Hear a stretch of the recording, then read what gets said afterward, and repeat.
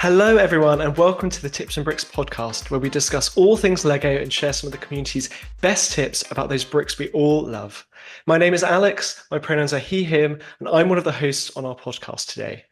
I'm joined by my fellow co host, Evan. Evan, how's it going? Going great. I'm excited to start podcasting again. Yeah, this is season two, and we're really honored to be joined by a special guest from the Lego community today. We have a Lego master, which is Chris, also known as Duckbricks across social media. He creates fantastic content on Ninjago, lots of vlogs, set reviews, tours of his massive Lego collection. Lego content is one of his many talents, though. He's also a product manager for Microsoft and a CEO of a startup company. So, welcome to the podcast, Chris. How's everything with you today? Hey guys, thank you so much for having me on. Absolutely awesome. I apologize in advance. My voice is a bit hoarse right now. We were actually hanging out with Evan yesterday, so he might have a little something to do with that. No, it's Screaming at awesome. each other over board games. Correct. Yes. But it is awesome to be here. Really, really honored, and can't wait to jump in and get started. Fantastic. And since this is your first time on the podcast, we always ask our guests a question to get to know you a bit better. So the question is, the Lego hobby itself can mean so many things to different people, from going to conventions to building sets to mocking. When you think about your experience with Lego, what would you say is your favorite part of the Lego hobby? That is a wonderful question. I think my answer will always, I'd say there's two things. Can I say two? Go for it. All right. Yeah. I think the Lego hobby itself, like the act of playing with Lego and building Lego, is very soothing to me, and it also helps me stay awake. I often have work meetings in a lot of different time zones and at random points in the day, and I don't get a ton of sleep. I do try to get more. I have been trying to get more, but as a part of that, Lego literally keeps me awake when I'm in work meetings. Like if I'm on camera or talking or just like even not on camera, I am always building Lego just to stay awake. So I feel like that is such an integral part of my life now that that is like a very calming part.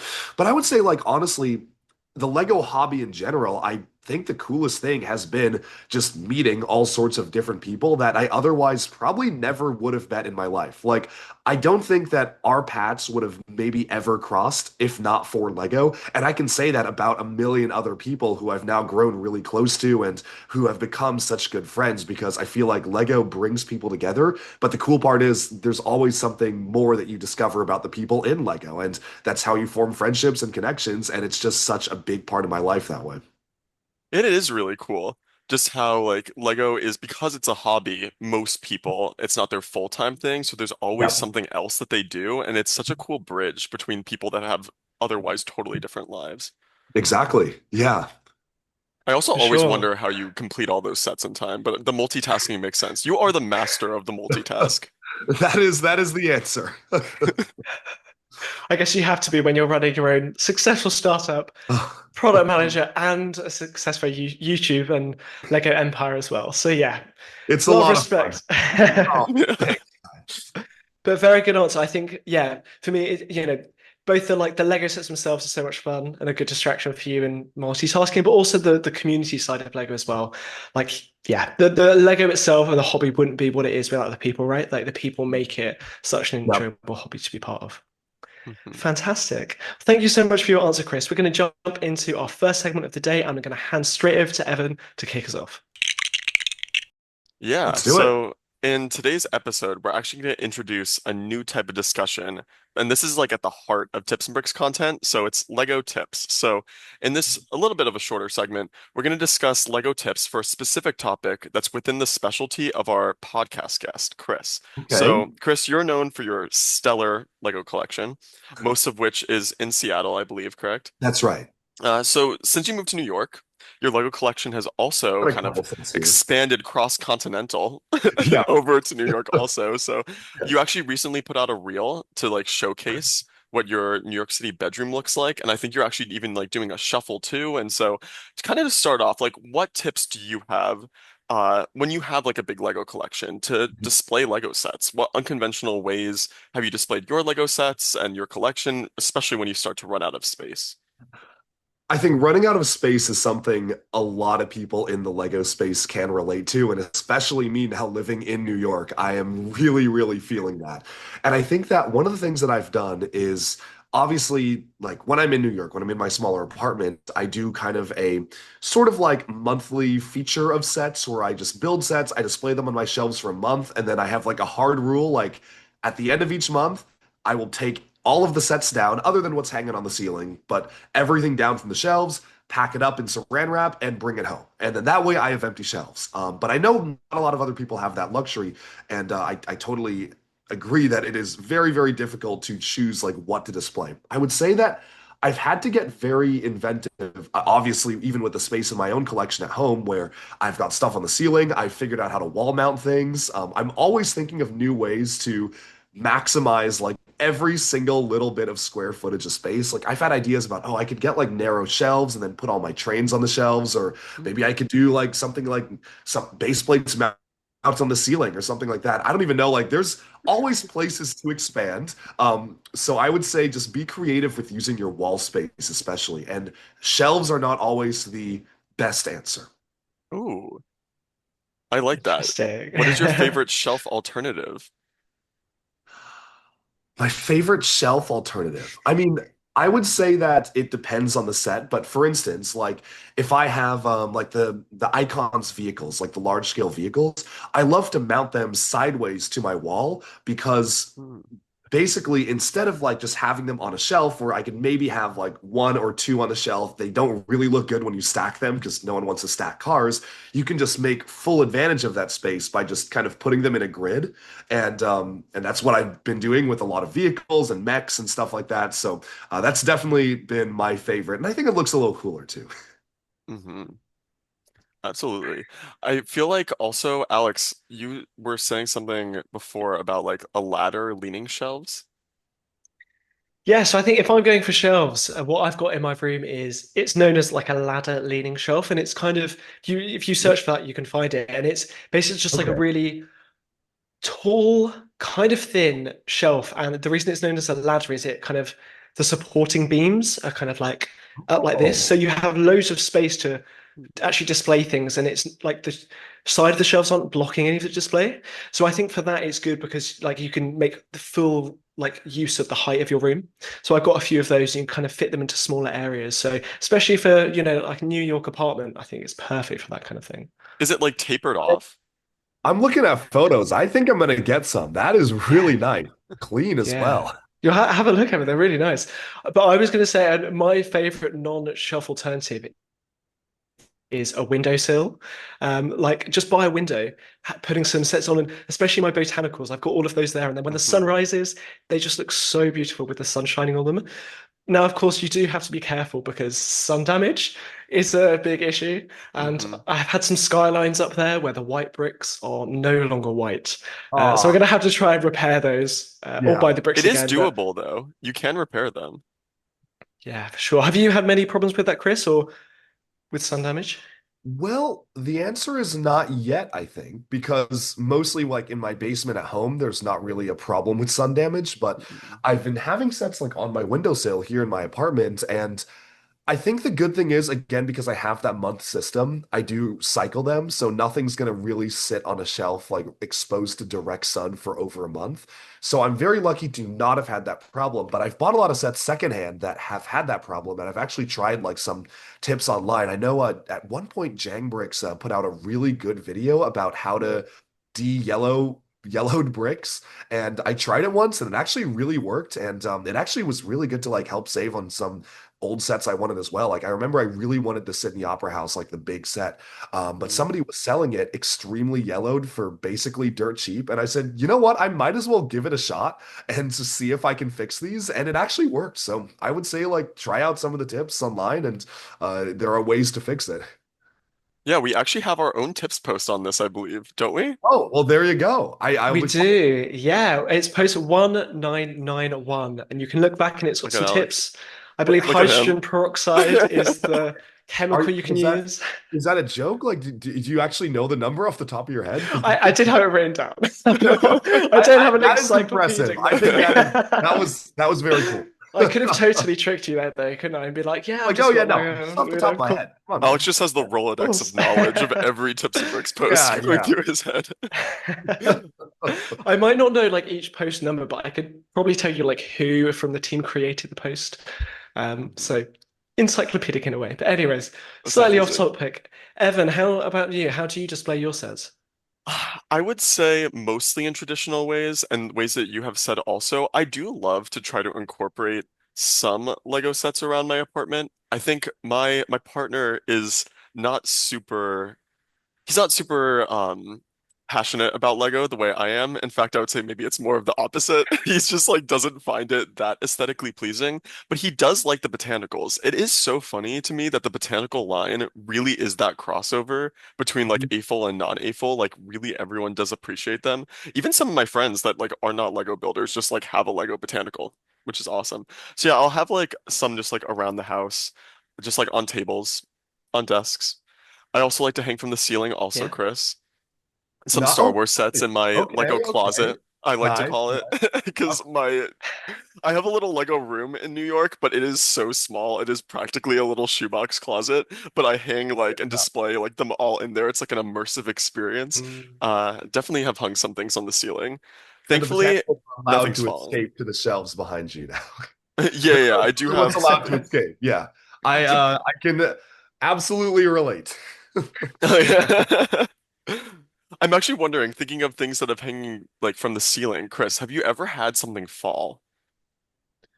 So I've had stuff fall while I'm hanging them, but knock on wood, I've never actually had anything fall before, and that's because I'm like super careful with beam finders when it's anything like a little heavier. And I also just yeah, I guess like I just really try to make sure nothing falls out of hooks. So that's been good. I would say like here in New York, I don't know, like the shelves I've gotten have been a little bit suspect. It's kind of been the running joke. Every time I leave on vacation, it's like what's going to be on the floor when I come back because it's happened literally every single time. I think Really? like I don't know, I have them like fully screwed in, but over time they start to sag, and then like if they sag too much, like sets will fall off. So They just maybe I slide just need off. yeah, I just need new shelves, I guess. But I guess that's fallen. But at home, no. I think that like being a fan of Lego also makes you like kind of a good fan of like installation also for like homes. It's kind of a Sort of a related necessity, I skill. guess. Like you kind of have to, it's you do or die, man. Hmm. No, for sure. There's one shelf that it's the first shelf I ever installed in the Lego closet, and it was a big learning experience, but I couldn't really adjust it after, and the way I put the brackets, very questionable. And I have the Disney Castle sitting on it, which is quite a big, heavy set. And every day I just look at it, I'm just like, it's still standing. And I'm just really hoping that nothing happens. Gosh, I'm also wondering, just in terms of collection, like beyond like displaying, Chris. Are there like any themes that you don't collect? Like, because I know that you're someone that does collect like a lot of different, like basically almost everything, I think. But is there a way that you limit yourself to some extent so that it's not like a total like overhaul? The fact that I have to think about it is a little worrisome. Like I'm sitting here trying to think what, oh, Duplo. I don't Mm, that collect Duplo. counts. We'll count that. Yeah, mm, that counts. Um, I have some. I had, I mean, I have some old ones that I had when I was a kid, and that's basically it. Although I think part of me is like, maybe do I want to go back and collect like all like the Marvel and DC Duplo sets so I can display like Duplo Spider-Man next to all the Spider-Man? Maybe. I'm not committing to it now. That's an if I start running out of things to collect sort of thing. I mean, I running would out. yeah. I would say like Lego Classic, like the brick boxes. I have so much bulk at home that there's really not much that I have to do with those. And there's an occasional set that I'll get. Like they just put out the really amazing transparent pieces box, and they just Mm, recolored a ton of pieces transparent.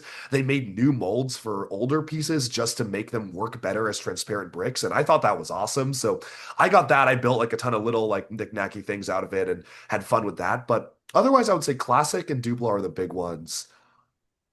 And I that's cool. think that's about. Oh, and I guess I don't get every Disney princess set. I like the theme, but I try to stick to the ones that really speak to me. And the same goes for City. City, I won't get everything, but I'll get like a lot of it. And then Disney Princess, I won't get everything. I'll get some of it. And I would say those are the ones I only do like partial. Okay, so there's some that you don't like 100%. It's more of like a Right. passion there. That's Yeah. fair. Yeah. That's fair. That's cool. I think that's a great way to close off the segment also with just Cool. like your great Lego collection. It's interesting to hear just like the lines that you have to draw sometimes as a collector because it's like Lego now has come out with so much stuff every year. It's Yeah. actually kind of ridiculous Yeah. to an Yeah. extent, which is a whole other topic. But Yes. thank you, Chris, and thank you, Alex, for sharing both of your like thoughts on collecting Lego. And it's interesting to see like how collections grow over time because like they really can only grow unless you are someone that sells frequently, and I think most people aren't. And so like managing collections is just like an ever-growing topic, really. Yes. But now it's time to play a game. Ooh, okay. Indeed, exciting. Thank you so much, Evan. So we're going to go into our next segment, which is our game segment, which is called Make It, Mod It, Mock It. So in this segment, we discuss three different Lego sets, but there's a catch. We each have to place the sets in three separate categories of make, mod, or mock. Make It is a set that we would build and keep as it is. Mod means we'd mostly build a set, but we'd want to customize, upgrade, or modify it in some way. And Ooh, lastly, okay. mock is a set that we would simply heart out for our own collection and create mocks with. So All we'll explain right. our rationale for each of the sets. And as always, we want you to play along at home and share what you would make, mod, and mock in the comments. You up for playing this game, Chris? What are you thinking? I am so down. I'm very excited. Sounds super fun. It's funny because I rarely ever buy sets to like just use for pieces, but I think I can think in that logic sense, and I'm down. I'm excited. I mean, you are a Lego master. Some would Of say that, course. yes. Some would say that is the official title. And on the topic of that, before we get started, we heard that you and your teammate Robert actually studied Tips and Bricks posts Mm. for building techniques. Can you tell us a bit about that and how you got into kind of mocking ahead of the show? Yes, we did, and they are probably the only Instagram posts I have like saved. Um, so I'm wondering if I like how quickly I can find them. But in any sense, we absolutely studied Tips and Bricks posts, and I definitely think there were techniques that we learned in posts that we literally used on the show. The show was filmed like 2 years ago now because I remember it was once very fresh in my mind. There was one post. This I do remember distinctly. It was a studs in the side technique that I thought was so clever. It was using 1x2 jumpers with offsets, and then they were using, the 1x4, like the grill. You guys know the names of pieces more than me. It's the rail connector piece. Like Yeah, you yeah, can yeah. slide something back and forth. Like people use it for sliding doors. Hmm. But we were using it to do like a really interesting like pattern in like a lava like rock carving. So there was like an orange pattern on the sides, and I saw that technique. I know it was from a Tips and Bricks post, and I was like, this is the coolest thing ever. And it's also very quick and easy for us to like do just immediately offhand. And that was just one. I mean, we totally prepped, and Tips and Bricks was our big resource for sure. Your lava build was cool too. That was a good one. Appreciate it, man. All of the builds. That's why they won, Evan. Fair. That's a that's a great honor. Thanks for that. Yeah, brilliant. Well, we're going to talk about how we might mock some sets today, and the three sets that we've chosen are inspired by the recent reveal of the Arkham Asylum new set that's coming out. Hmm. It's the new modular style, and it's the biggest version we've ever gotten, really, of the iconic prison from the Batman franchise. But it doesn't quite top the part count of the two largest Batman sets to ever release, which are the Gotham City Mosaic, which is currently on shelves, and the recently retired Batcave Shadow Box from 2023. So we're going to discuss which of those three we'd make, mod, or mock. And to start us off, Chris, do you mind describing the new Arkham Asylum set for our listeners, please? Totally. It is, this is off the top of my head, but from what I remember, it is the very first modular in the DC universe that Lego's put out, which is super exciting because it implies that Lego is at least willing to consider doing modulars for other themes that we haven't gotten before.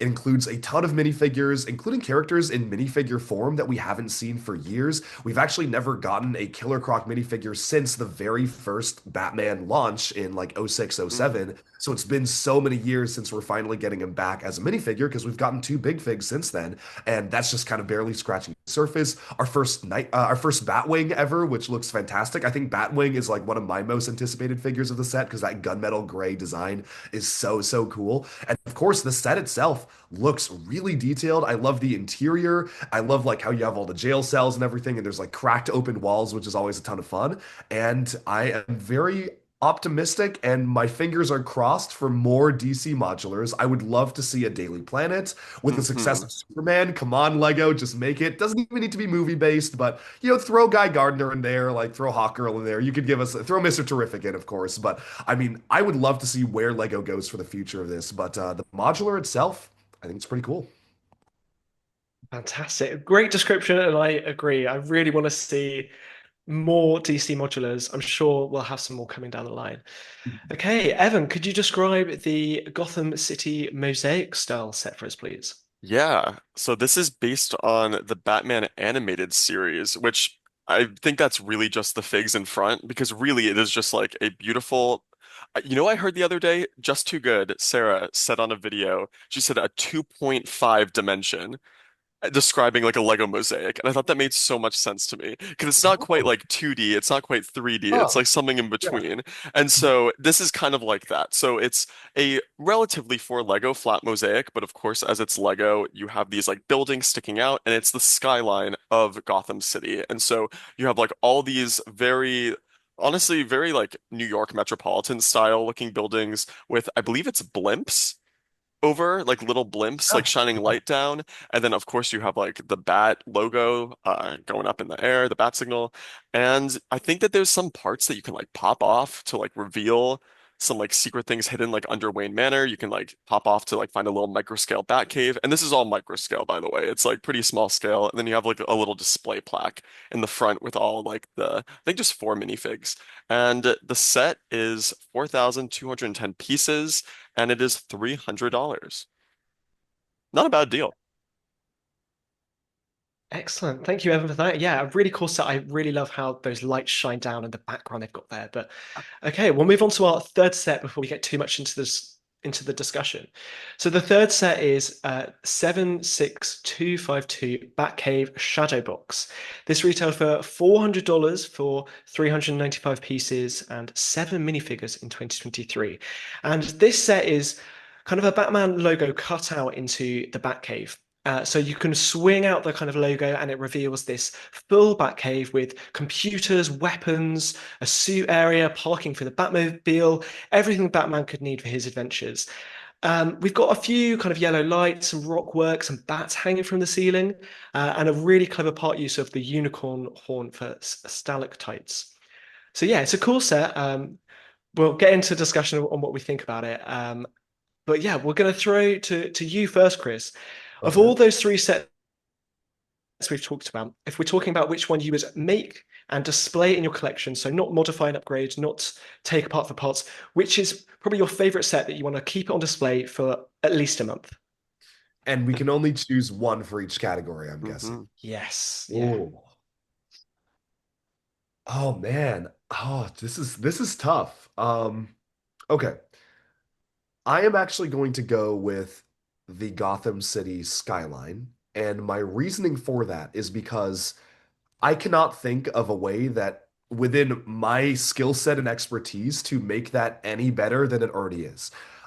I also love like the wall art. I love Lego art in general, and I think it's one of the really cool things. Like we were talking about, like botanicals, that kind of bridges the gap between Lego fans and non-Lego fans, and it just looks really cool on display. So I would say if like these were the only three sets that existed in the world, I would want to just make the set as is and put it up on my wall because I think it's a really cool display piece. And I honestly hope Lego will do more stuff like that in the future. Like imagine if Lego Architecture did a skyline set like that, where it was a Hmm. real world skyline, or even like Lego Marvel did and put all the Marvel buildings in New York or something. I guess that would kind of double as like a regular New York skyline too. So I love that set concept. I hope it did well enough for Lego to consider doing more. So that's my choice. I'm actually kind of Fantastic. surprised you Yeah. picked that one. I was very close to picking the modular, but then I was like, well, I love like city buildings so much that I probably, well, maybe I'm getting ahead of myself, but we'll see when we get there. I was on the edge. I was on the edge. Hmm. I think I agree with you, Chris, though, that it's of the three sets, it's the most kind of colorful. There's so much going on. It's a really beautiful set. For me, though, my choice for the mosaic and the skyline was actually to mod it and make it a bit of a smaller kind of display piece because I think I really love the vibe it's giving. But for me, it's too big. So I would kind of take the set Mm. and kind of condense it down. So maybe shave off some of the buildings that I'm not as familiar with, still keep the overall color scheme, and yeah, just make it smaller so it fits in my small apartment here. So that's what I would do with the mosaic. Evan, how about you? So I'm also really torn. I can see the argument in my head to make all of them. My favorite of these, like to make, I feel like I would want to make the Batcave shadow box the most, just because it looks the most fun for me to build. Like I Okay. feel like just the sculpting of like the cave on the inside just looks really fun. But then I'm thinking all those black pieces might actually be good for like the mock section, just because you just have a bulk of just like black parts, which is really useful, you know? And so I'm like torn because I think that's my favorite set, but I might also just throw it in mock. And so I think where I'm actually gonna go is I'm going to make the new Arkham Asylum set, the new Mm. modular, because it looks really fun to build also, and it'll just fit really perfectly into a Lego city. Even though I'm not a big Batman fan, I think that just like the jail itself is really cool and it's just very aesthetically pleasing. Even though I'm not like a big superhero fan, I still got the Daily Bugle because I really like that skyscraper and I do like Spider-Man. And so I feel like this kind of like hits that for me where it just like has a place in a Lego city that I mean we're probably not going to get a modular jail at any point. That seems kind of dark for Lego to put out for like a real modular line. So yeah, I'm gonna make the Arkham Asylum. Okay, yeah, very true. I'm not sure we will get a modular jail in the modular line I at don't least. want to see someone make a mock of that now. Like that, I feel like that's kind of a funny concept now. Yeah. Okay, interesting. So, Chris, how about you? Where would you put the modular set? So you've got the Moz and you've got the mock. Which one are you going to go for? I'm gonna go for mod because I actually really like the modular building and I collect all the modular buildings and put them in my own city. So the reason why I went for mod with that one is because I felt like there was more I could do with it that I would actually be able to improve the set just based on my own personal skill set. Like I think that maybe there's a way to make it bigger. You could make it taller. You could extend it. You could buy two copies of the set and go crazy with the Mm. pieces like that. And I feel like if given that opportunity and time, like I absolutely would love doing that. And I'd have a lot of fun modifying the set to make it like a bigger version or a more detailed version than it already is versus the wall art, which I think is really nice. And I didn't want to change anything or I didn't know what to change because that's not really my specialty when it comes to building. So that one was an easy pick for me. Modular has got to be in the mod. For sure. Good choice. And I think I agree with you 100%. You could easily make this bigger. And I know for their X Mansion, was the Marvel Modular that they did last, like those rooms just felt so small and it just should have been Exactly. bigger. And obviously people can mod it, but I think alternatively this one it is quite nice this size, but you definitely space to make it bigger. Yeah. At the risk of sounding really stupid, is this supposed to be like a front corner or is it supposed to be like an inside corner? I can't really tell the way it's designed because it like goes out like this, which makes me feel like it should be an inside corner, but then you can't really see the set. But the To be way the honest, gate's set up, do you know what I mean? huh. Or is I it definitely an outside corner and I'm just being stupid? so I'm looking at the set. I don't actually see connection points to make it an inside corner, even if you wanted to. Oh, okay, okay. So I'm just being Yes. dumb. But I can see why you would think that, because like looking at the set, I would kind of think that as well. Because it like cuts in. But I guess kind of the corner garage also did that. And that's a really nice outside That's corner. true. Yeah. Yeah. Yeah. Oh, that's one of my And favorites. yeah, I think I'm with you there, Evan, that I would make the Asylum modular because I think, yeah, it's a really fun build. There's a lot going on. The minifigures are great. I do like the other sets, but there's more I could maybe do with the other sets. So I'm with you in terms of making the new modular. So we'll see if I get it when it comes out. I love all the action poses also around the set, like all the minifigures popping out. It just looks so Yeah. dynamic. When I for first saw sure. pictures of it, I thought it might have been like the modular scale, kind of how I felt with the X Mansion, like almost like limited it in a way, where like I wanted it to be like a more long shape. Mhm. But the more I look at it now, I actually kind of it's growing on me a lot. Mm. They fitted a lot into the space there, I think. And unlike the X Mansion where everything just looked a bit small, like I think having that really nice kind of the sign at the front and the statue, and I really like the look of it. I Mhm. like it Great. better than the X Mansion. Yeah, I think I'm the same. I think maybe a lot of us are. Yeah, yeah, maybe that's that's a very cool take. Okay, so we'll move on to the final set then, which is the shadow box. So, Chris, because you said you were going to make the skyline and mod the asylum, that means you're going to mock with the shadow box. Can you think of what you might use the shadow box for, apart from just breaking it down for black parts? Anything specific you might want to create as a mock? I mean, the shadow box is a tough one for me because I feel like this was a pretty controversial set when it released, and I feel like a lot of people initially didn't like it just because of the concept of the set itself.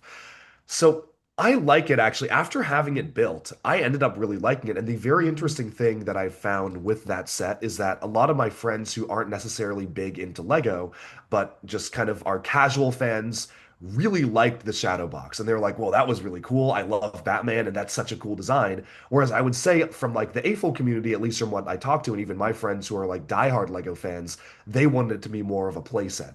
And I think that's just interesting seeing that like maybe Lego knew what they were doing, like with the audience they were going for there. But for me personally, I definitely wish that it was a playset. I think it looks cool and it was a very fun build. But again, this is maybe my nostalgia speaking. I would have loved to see like a fully expansive, something a little bit more interesting than a rectangular box, and or just like kind of like a flat chunk of the Batcave. So I would say that parts wise, I would probably use it to see like if I could make a playset style Batcave just with those parts, like really Mm. completely transform the set. The thing is, you would lose the Batman logo, which I think is a cool part of it, but I would try to use that to like actually have like a cave with multiple levels that you can explore and do all sorts of things with. So that'd be what I would do. Yeah, Ah, that's really awesome. cool.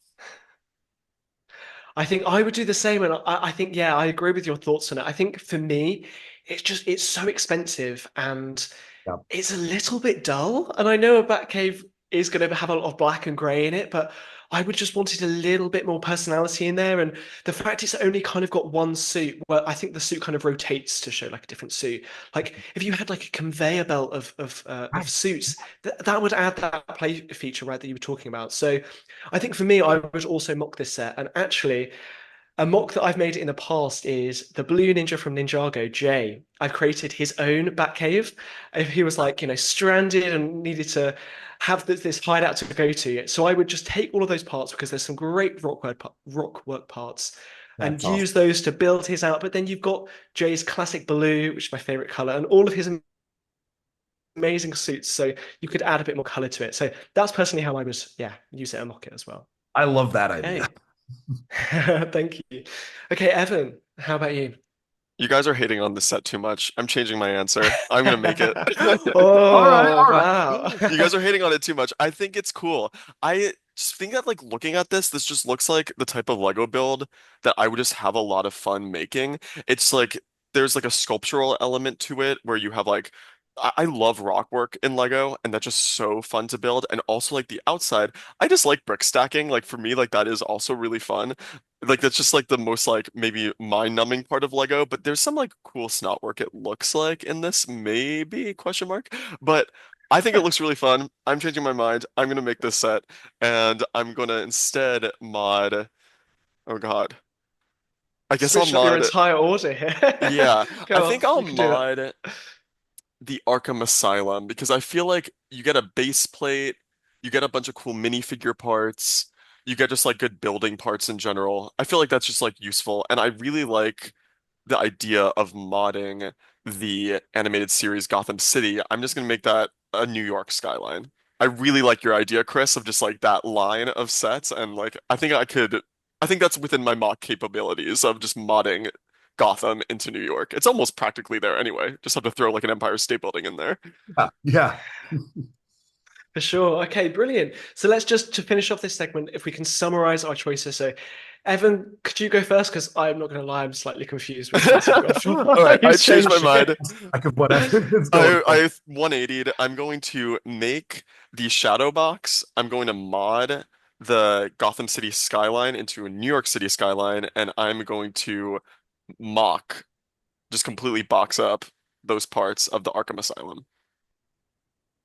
Fair enough. Fantastic. Okay, and Chris, can you summarize your answers, please? So I'm gonna make the skyline. I'm going to mod the modular, and I will mock the shadow box. Fantastic.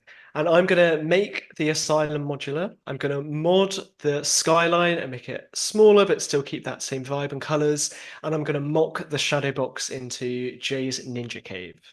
Okay, fantastic. Well, thanks so much, you two, for playing along. And for our listeners at home, make sure you let us know in your comments what you would choose for the make, mod, and mock, and how you might mod or mock these sets.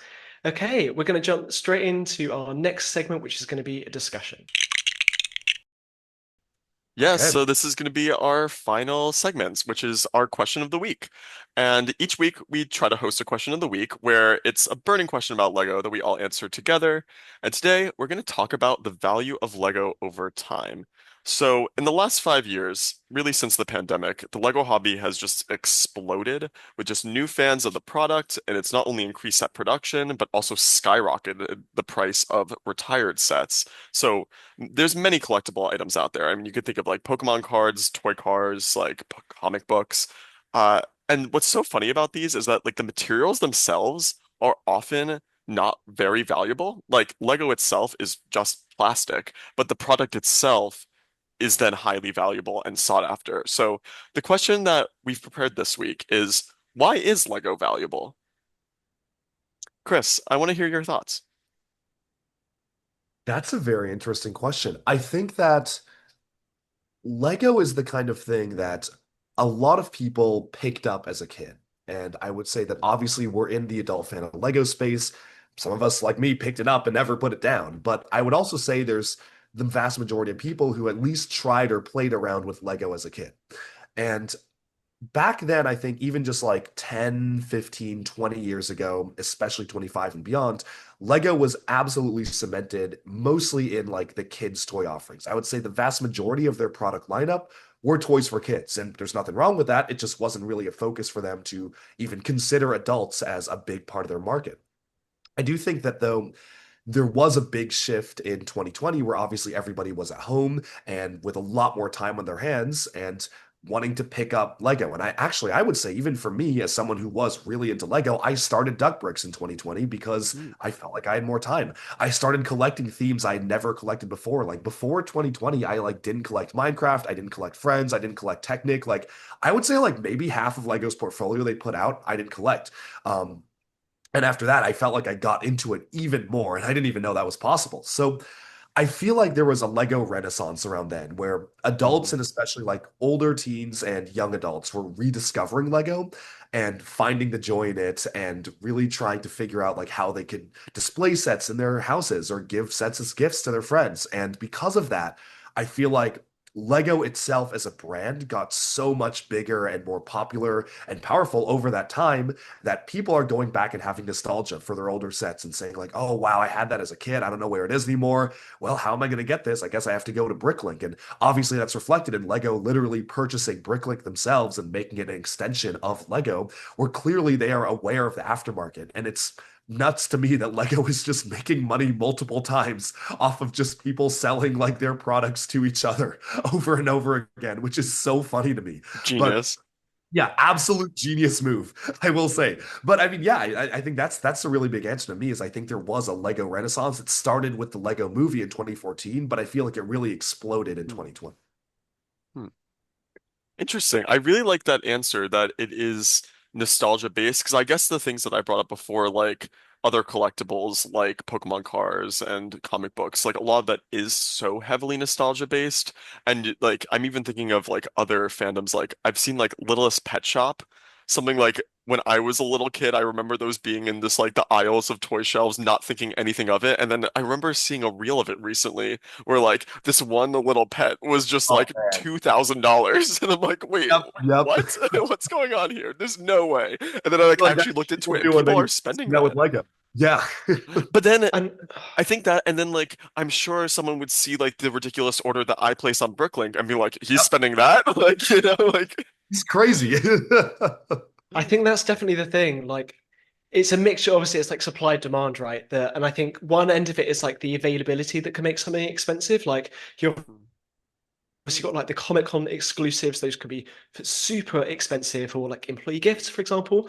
But also, like the popularity of something will determine how valuable it is in the aftermarket. Like, I have noticed friend sets and city sets don't tend to keep their value too well, but things like Star Wars, like everyone wants to catch up on those Star Wars sets. And linking into what you said about nostalgia, right, Chris, that if people missed out on those sets, maybe when they were going through Dark Ages, like they really might want to get them and spend a lot of money to maybe get them new and sealed, right?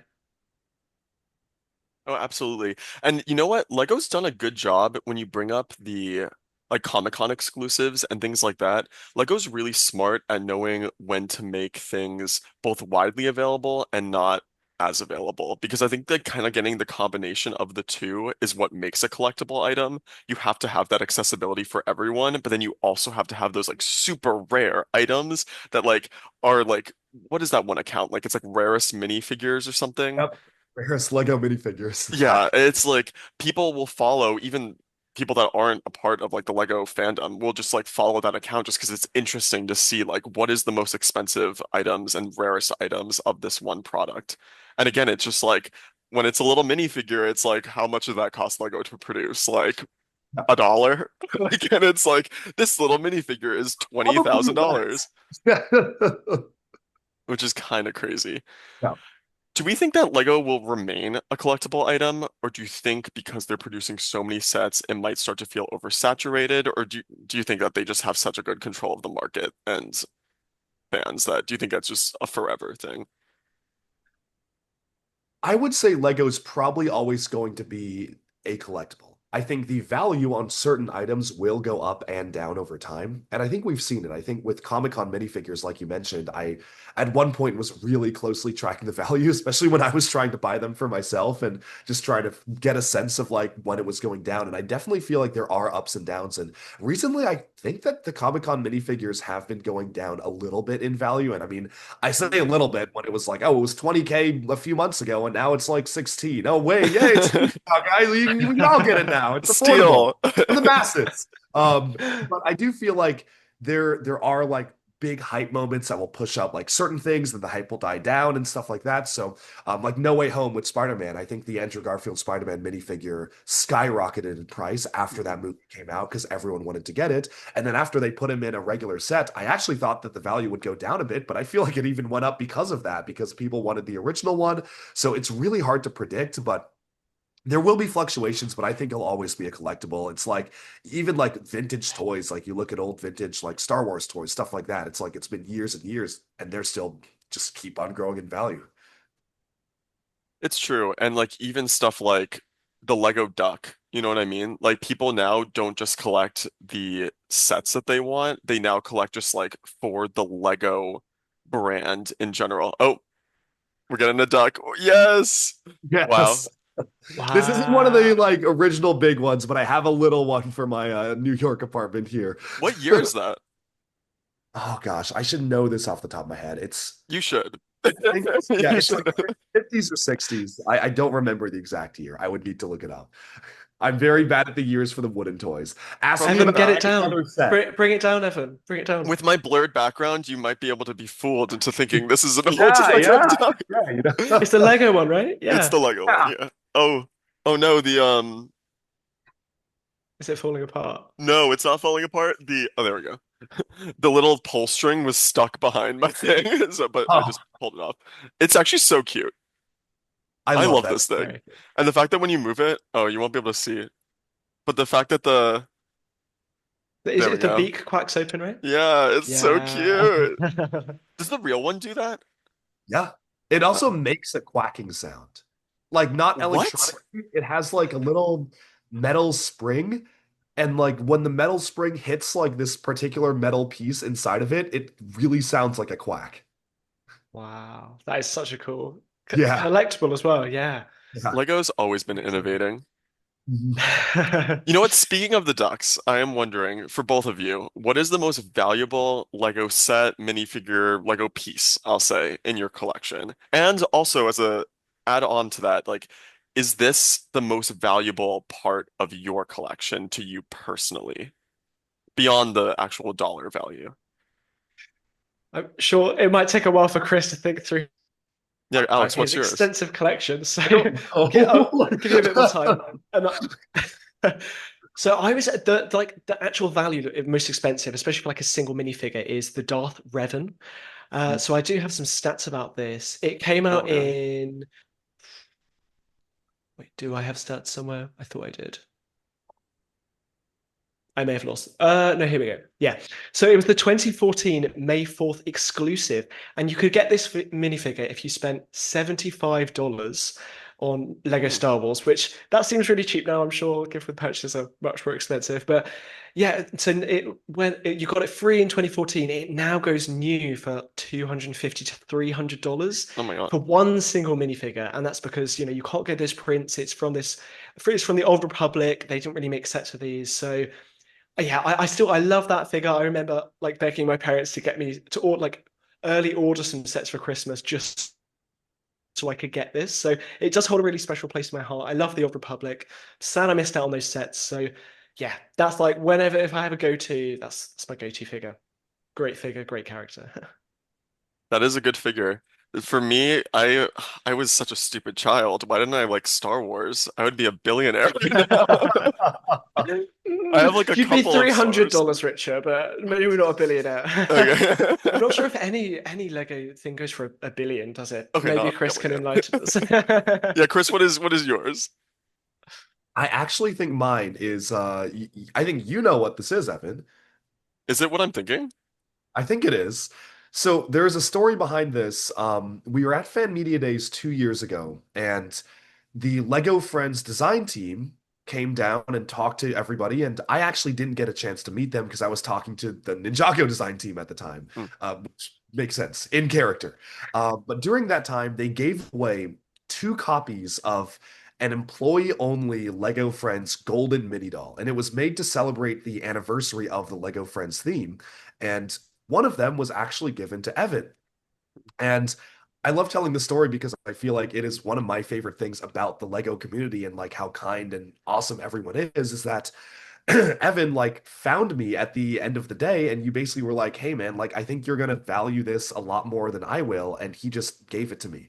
And that was, I mean, first of all, really, really kind. And there was an open offer. Name whatever Lego, like if there's a Lego set you want, like I'm like that is you name your like seriously Hmm. open offer. Yes, I'm dead serious. Like UCS Death Stars. Just kidding. I don't I'll want get that. to the UCS. I just he doesn't want he doesn't want it. He doesn't want it. I don't. I I'm don't. serious though. I thought that was very, very kind of you, and I really, really, it means a lot. It is when you walk into my collection, it is the first thing you see Oh, because I don't think that's so there's nice. ever been an instance of that selling online. No, there Never one. hasn't. I don't know if Rarest Lego Minifigures owns it. He I don't might. know either. I was actually wondering the same thing because I don't know how many of those were made.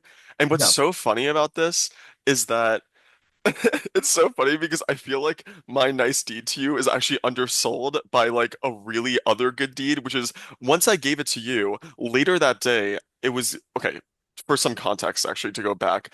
Me and Glenn, another Tips and Bricks member, was talking to Fenella, who is the head of Friends. And she's the one just like last minute was just like, oh hey, I have actually like two of these just like left over from like giving to the Friends design team. Like, do you guys want these? And we're just like, sure. Like, why not? Like, cool. And so I'll then, take it. Yeah, I'll take it off your hands. It's okay. yeah, well, and then you were just like, when you saw it, I saw your eyes, and you were just like, oh my God. You're like, that is so cool. And I was looking at it, I was just like, this clearly means more to you. It's Like, let like, me give it to oh, you. girl. But It's then like, later in the Oh, day, we were packing stuff up, And Glenn was just like saying, he was like, that was so nice of you to give it to Chris. And I was like, oh, I mean, like, it's really not a big deal. And he goes, I really have no use for mine. He's like, you should have this. And he gave Wait, me you have his. wait, So I you have still have one, which is so Wow. Glenn, I no want to put this way. out there. Glenn is the real, like, nice person here. For real. Glenn deserves to be celebrated. That's He, wild. yeah, it was kind of hilarious. So yes, I do have one also, which is so funny because I really Rarest Oh. shouldn't. Lego minifigs. If you are watching this video, you know who to call it. Yeah, and we value it at $50,000 per fig. You could One value it of at my, 1 billion, Evan, so A billion I'm gonna dollars. be honest, because there's a complete free Marvel. range. They made like an Iron Man one for Marvel, which Oh, they did? I know people have it. I know Rarest has that one. Hmm. Um, I don't. I mean, how much was the valuation is pretty high. I would put them on the same level because it literally was the same thing. Yeah, it is like the same thing. But the one thing that's cool about this though is that it is a mini doll, and I feel like I know that sometimes the Lego community is weird when it comes to minifigs, mini dolls, but like you can't deny at this point that the mini doll has just really as an important part of Lego history now, you know? And so like I feel like the golden mini doll is like that's pretty cool. Though it's not okay, let me also just say it's not real gold. Like when we were saying this, that would make it so much more Right, Typing right. valuable. out. Not I Live didn't give Gold, Chris just like something that was just like inherently valued at just like by its own, like right. a couple $1,000s. That would have been actually maybe I still would have, but that would have been a little crazier. I think it's worth a little more than that. I No, think I there think it is are, too. I think it is too. yeah. I didn't even realize at the time, to be honest. I didn't even think about that. I was just like, Well, mine is not for sale. I have received offers and oh I have wow. turned down all of them because Okay, that very sentimental to me and also I oh, would never sell it either. that's very sweet. You have to let me know though what these offers are because I'm I'll very let you know. curious. I'll And I text you. I'll promise text you. I will I got strong you. arm with you and I will not undersell. Yeah, In do not case understand. if Evan's tight on money, that might change. Who knows? No. I'm okay. Um, Well, oh, what are you gonna say, Alex? I was going to say, we've not heard your. Would you say that's your most valuable thing in your collection, Evan? The Glenn's kind act, or is there another thing that comes I to think it mind? has to be. Okay. I mean, I It's just don't. so sweet of I'm you pretty sure it has to. to be. Yeah, and Yeah, you also like can't one I'm off not. that.